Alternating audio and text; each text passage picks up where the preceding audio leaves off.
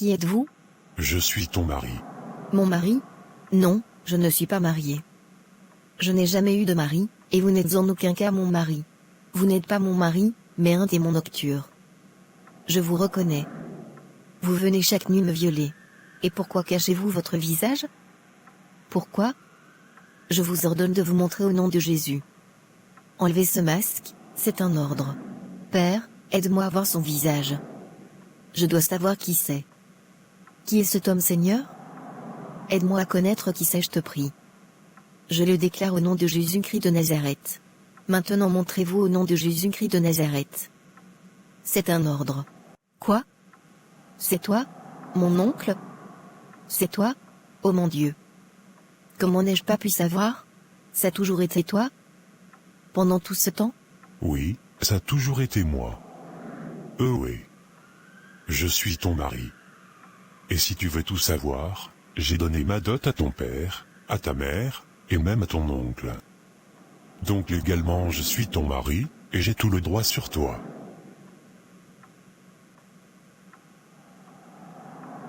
Tu ne me touches pas. Et tu ne me toucheras plus jamais. Je domine sur toi, maintenant. Tais-toi et obéis, au nom de Makanza Makanzi. Seigneur, je prends possession de ce lieu, et je domine sur ce démon au nom de Jésus-Christ de Nazareth. Il est écrit, que j'ai le pouvoir de dominer sur le serpent, le scorpion, et sur toute puissance de l'ennemi, et rien ne peut me nuire. En vertu du pouvoir, qui m'a été conféré, je domine sur cet esprit, et j'assujettis son pouvoir au nom puissant de Jésus-Christ de Nazareth. Et ta parole déclare également que, mon corps est désormais le temple du Saint-Esprit, en vertu de cette parole, je décrète et je déclare, que personne ne peut plus jamais abuser de mon corps, car il est ton temple. J'invoque le feu du Saint-Esprit sur toi, et je te consume au nom puissant de Jésus-Christ de Nazareth. Aïe aïe. Arrêtez s'il vous plaît.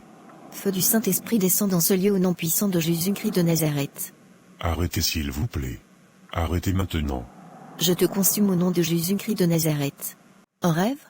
Gloire soit rendue à toi, Seigneur. Pendant tout ce temps, c'était alors mon oncle, le mari même de ma tante.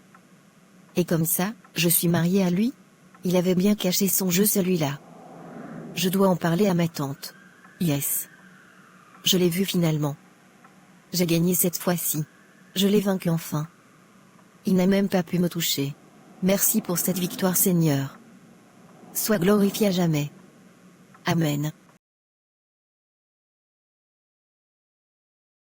Ma tante, Dieu est grand. Extrêmement grand. Tu sais quoi, tante? Je suis si excitée. Vas-y, dis-moi, ma nièce. De quoi s'agit-il? Tante, j'ai enfin réussi à voir son visage. Le visage de cet homme qui m'harcèle chaque nuit. Je peux même te dire qui c'est. Quoi? Tu sais qui c'est? Enfin. Oui, tante, j'ai fait un rêve. Je t'explique. Viens t'asseoir afin de bien m'expliquer. Viens par là, chérie. Bien sûr. Dis-moi, chérie. Je t'explique. Et tu sais c'est quoi la meilleure? Dis-moi, chérie. C'est en fait mon oncle. Le mari de la petite sœur de maman. Pendant tout ce temps, ça a toujours été lui. Et il disait même que nous sommes mariés, et que ma dot a déjà été acceptée par les deux familles. Et les deux enfants dont je rêve chaque fois, ce sont nos enfants. Quelle méchanceté, ma tante. Cet homme pour qui j'ai un profond respect, était en fait celui qui me détruisait? Comment a-t-il pu? Quelle méchanceté. Tu sais qu'il a même donné ma dot à mon père, ma mère et aussi mon oncle maternel? Et tout ça, sans même avoir mon consentement. C'est horrible, tante. Mais c'est qu'elle monte ça? Comment ils arrivent à faire ça? Dis-moi comment faire, tante. Sache que tu es chanceuse. Déjà le fait de connaître ton agresseur, c'est une bénédiction. Comme ça tu sauras te battre. Lorsque l'harceleur sexuel est inconnu, il a plus de pouvoir sur la victime, que la victime sur lui. Bénis Dieu, ma fille, c'est un bon début. Tu as raison, ma tante. Ma tante, j'ai rendez-vous avec le pasteur. J'aimerais déjà aller m'apprêter. Tu me permets? Bien sûr que je te permets, ma chérie. Va te préparer, je vais t'accompagner en voiture. Merci, tante. Retrouve-moi au salon lorsque tu auras fini. Ok, tante. Je passerai te chercher dans 1 heure. Vas-y, ouvre-toi au pasteur, ne lui cache aucun détail, il saura t'aider. D'accord chérie? D'accord tante. Et arrête de faire cette tête. Tu oublies que tu l'as vaincu cette nuit? Il n'a pas pu te toucher, alors c'est une victoire. Garde foi en celui à qui tu adresses tes prières. Dieu. Ma fille, celui qui est capable de prier, est capable de tout. Il est même capable de repousser les limites qui lui ont été imposées. La prière est une hauteur. Il est écrit dans 1 Jean 5 verset 14, « Nous avons près de lui cette assurance, si nous demandons quelque chose conformément à sa volonté, il nous écoute. » Et ce que tu es en train de demander au Seigneur, est bel et bien conforme à sa volonté. D'où, tu dois garder ta foi intacte. Garde en tête, que tu t'en sortiras. Peu importe la puissance de ce démon, il y a celui qui est au-dessus de lui. Notre Dieu Tout-Puissant. Alors ne t'effraie pas. Ok? Ok. Bon, je dois y aller. Je reviens te chercher. Comment tu vas ma fille? Ça va mieux pasteur. Tu peux m'expliquer ce rêve? Bien sûr. Voilà le rêve que j'ai fait pasteur. Je bénis le Seigneur pour ce rêve. C'est une belle victoire ma fille. Tu as fait un grand pas. Parle-moi de toi, de ta vie courante. Ce que tu aimes faire, de comment sont tes journées. Et quelle est ta relation avec le Seigneur? D'accord.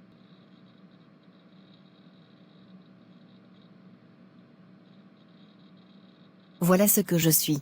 Et j'ai omis de vous dire que je n'ai pas de petits copains. Je suis encore pucelle. Voilà pasteur. Ok.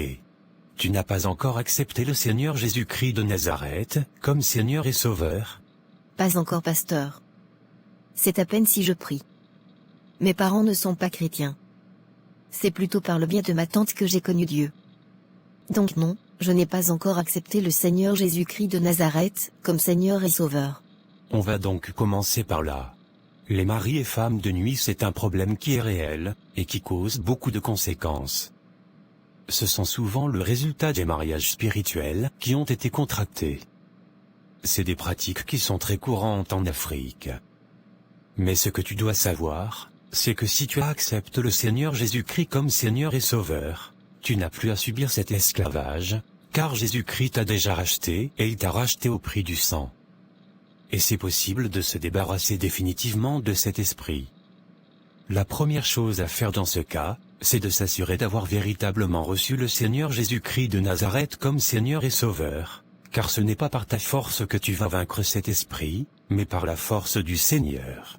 Il est écrit dans Philippiens 2 le verset 10, qu'au nom de Jésus-Christ, tout genou fléchit dans les cieux, sur la terre et sous la terre. Faudrait que tu aies la foi en ton rachat, par le sang de Jésus et le faire valoir. Le fait d'être racheté au prix du sang suffit pour éloigner cet esprit de toi. Tu dois également vivre dans la soumission à Dieu, car celui à qui tu te soumets, c'est celui qui est ton maître. Jésus doit avoir la première place dans ta vie. Et une vie de consécration est la base pour obtenir une délivrance complète. Oui, ces esprits sont coriaces, mais ils ne sont pas au-dessus de Dieu. Tu dois te battre dans la prière, et ne jamais les laisser te vaincre. Souviens-toi que la prière est la seule clé qui t'ouvre toutes les portes. Là où tout a échoué, seule la prière peut réussir. Et le simple fait d'imaginer que Satan puisse avoir accès à ton corps doit te remplir de révolte, doit te remplir de colère, et te donner la force de persévérer dans la prière. Pour un premier temps, je dois te faire accepter le Seigneur Jésus-Christ de Nazareth, comme Seigneur et Sauveur, et ensuite nous passerons à l'étape suivante. Il y a trop du monde par ici. Viens avec moi au sein même de l'Église, je vais te faire accepter le Seigneur. D'accord pasteur.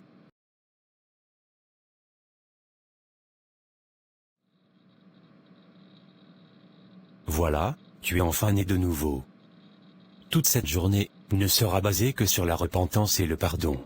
C'est quoi la différence entre le pardon et la repentance pasteur? La repentance, c'est la prise de conscience profonde que nos actes ont offensé notre Père et notre Dieu.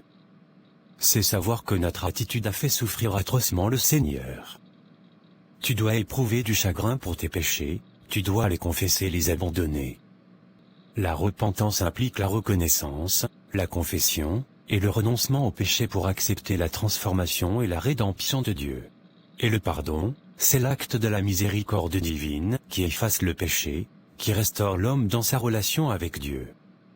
Et tu dois également pardonner aux autres, cela te permettra de surmonter la colère, l'amertume ou le désir de vengeance. Le pardon qu'on accorde aux autres peut guérir des blessures spirituelles et apporte la paix et l'amour que seul Dieu peut donner. Pardonner aux autres a des effets très concrets dans la marche avec le Seigneur. Et s'il y a d'autres péchés dont tu ne te rappelles plus, demande au Seigneur. Il saura te les rappeler. En le faisant, tu fermeras toutes les portes qui peuvent donner accès à cet esprit. Tu comprends, ma fille? Bien sûr, pasteur. Je viens de t'envoyer quelques versets bibliques sur la repentance des péchés et sur le pardon. Mais le plus important, tu dois garder foi en Dieu, ma fille, ne te désespère pas, car sans la foi il est impossible de lui être agréable. Oui, pasteur.